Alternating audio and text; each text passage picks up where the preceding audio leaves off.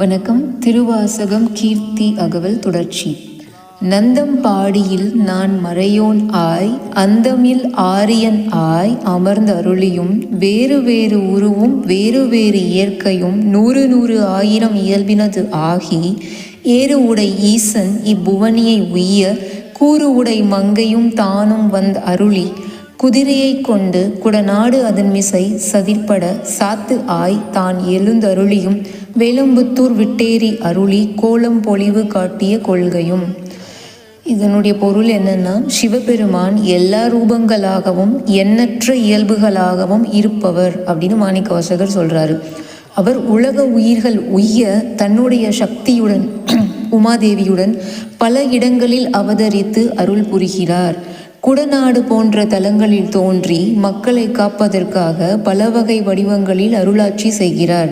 அவரது அருள் எல்லையற்றது, காலம் கடந்தும் இடம் கடந்தும் உலக நலனுக்காக வெளிப்படுகிறது அப்படின்னு சிவபெருமானோட அருளை ரொம்ப விரிவாக மாணிக்கவாசகர் சொல்லியிருக்கார். நன்றி, வணக்கம்.